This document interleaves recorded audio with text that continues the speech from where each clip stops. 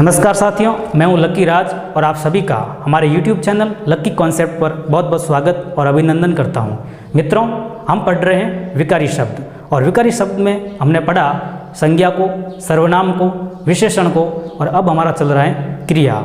मैं फिर से आपके साथ रूबरू हो रहा हूं और उम्मीद करता हूं आपने वीडियो को लाइक कर दिया है और चैनल को सब्सक्राइब कर दिया है, शेयर ज़रूर करें। तो मित्रों, पूर्वकालिक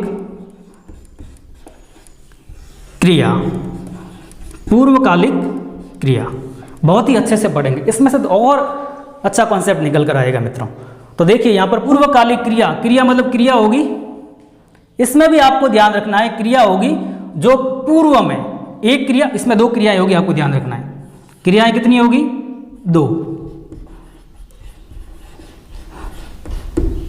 और काम भी कितने होंगे? काम भी कितने होंगे? दो। यानी कि इसमें दो क्रियाएं होगी और दो ही काम होंगे।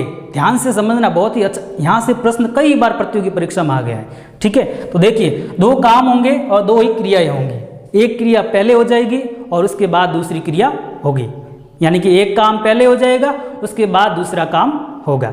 जो काम या जो क्रिया पहले हो गई है उस क्रिया को ही हम क्या कहेंगे? पूर्वकालिक क्रिया। बाद में हो गई, वही चल रही है, उससे कोई मतलब नहीं है। लेकिन जो काम, जो क्रिया पहले हो गई है वही क्रिया क्या कहलाती है? पूर्वकालिक क्रिया। हाँ, वाक्य में दो क्रियाएं होगी जरूर, लेकिन एक क्रिया पहले होगी और एक क्रिया बाद में होगी। पहले वाली क्रिया समाप्त होगी, उसके बाद दूसरी क्रिया होगी। दूसरी क्रिया समाप्त हुई है, वर्तमान में चल रही है, भविष्य में चल रही होगी, उससे कोई लेना देना नहीं है। आपको सिर्फ इतना ध्यान रखना है, दो क्रियाएं होगी, एक काम पहले हो जाएगा, एक क्रिया भूतकाल में हो जाएगी, यानी कि पहले हो जाएगी, उसके बाद दूसरी क्रिया होगी। समझ रहे हो ना अर्थ? ठीक है। तो उदाहरण लेते हैं, तभी समझ में आएगा। उदाहरण हमारा ये है कि राम पढ़कर सो गया। राम पढ़कर सो गया। अब आपके दिमाग में आएगा, थोड़ा दिमाग तो चलेगा कि सर यहाँ पर सो गया, सो गया, आ गया, सर ये तो संयुक्त क्रिया होनी चाहिए। तो फिर आप तो पढ़ा रहे हो पूर्वकालिक में। तो मित्रों, जब भी पूर्वकालिक क्रिया से संबंधित प्रश्न आएंगे तो वो क्रिया को अंडरलाइन करेंगे। क्या करेंगे? रेखांकित करेंगे। तो मैं भी क्या कर देता हूँ? रेखांकित। अब आपको पूछेंगे क्या कि राम पढ़कर सो गया। पढ़कर को क्या कर दिया गया? रेखांकित कर दिया गया। अब आपसे पूछा जाएगा कि बताइए इस वाक्य में कौन सी क्रिया है? प्रयोग संरचना के आधार पर इस वाक्य में कौन सी क्रिया है? तो आपको पता होना चाहिए कि राम काम कितने कर रहा है? दो। कार्य कितने हो रहे हैं? दो। एक तो हो गया पढ़ना और उसके बाद सोना। काम दो है तो क्रिया यहां पर कितनी है? दो। लेकिन एक क्रिया पहले हो गई और एक क्रिया बाद में। आपको यह ध्यान रखना है कि यहां पर देखो, कर के, करके, ये आप थोड़ा अपने जहन में रख सकते हो समझने के लिए कि यदि पहली क्रिया के साथ कर लगा हुआ, के लगा हुआ, करके लगा हुआ है तो हम क्या करेंगे? ये दिख नहीं रहा है आपको, ऊपर लिख देता हूं मैं। तो यहां पर आपको ध्यान रखना है कि यदि कर के और करके आ गया, जैसे मैं बोल लेता हूं ओरल कि राम पढ़ के सो गया, राम पढ़ करके सो गया, या फिर राम पढ़ कर सो गया, कोई दिक्कत नहीं है। लेकिन समझने वाली बात यह है कि राम काम दो कर रहा है, एक तो पढ़ना और एक सोना। यह आपको समझ में आना चाहिए। अब आपको ध्यान रखना चाहिए कि इसमें से पूर्वकालिक क्रिया कौन सी है? पढ़कर। क्यों? क्योंकि पहले पढ़ा, पढ़ाई समाप्त कर, पढ़कर फिर वो सोने गया। तो काम तो पहले हुआ है पढ़ना, तो पढ़कर जो शब्द है, क्रिया शब्द, वो हमारा क्या हो जाएगा? पूर्वकालिक क्रिया हो जाएगा। ठीक है। एक और उदाहरण लेते हैं हम, देखिएगा कि श्याम दौड़कर रुक गया।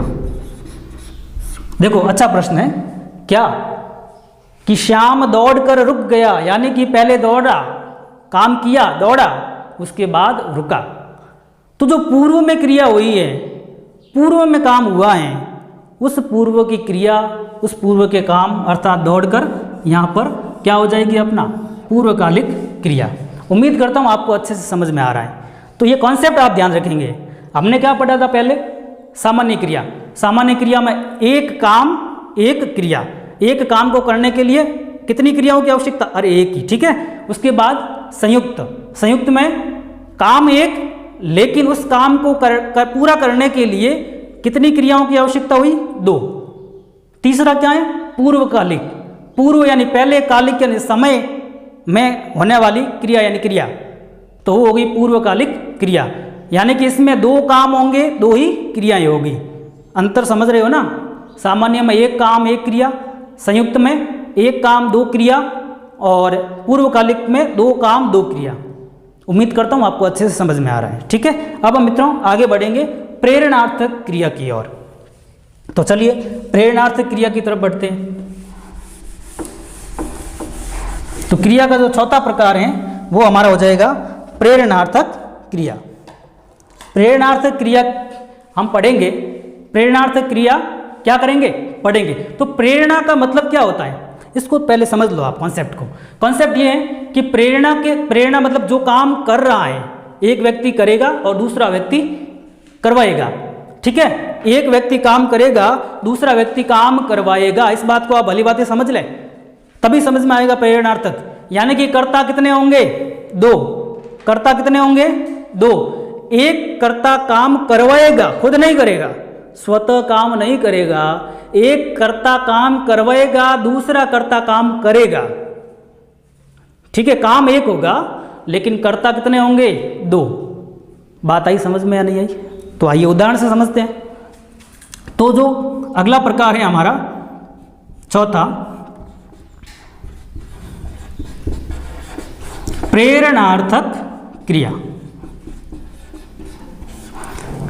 प्रेरणार्थक क्रिया मैंने आपको समझा दिया कि प्रेरणार्थक क्रिया के अंतर्गत कर्ता कितने होंगे, दो। एक कर्ता काम खुद नहीं करेगा, दूसरे कर्ता से करवाएगा।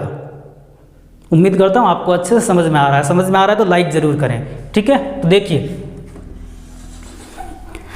एक कर्ता काम करवाएगा और दूसरा करेगा। जैसे राम श्याम से पत्र लिखवाता है।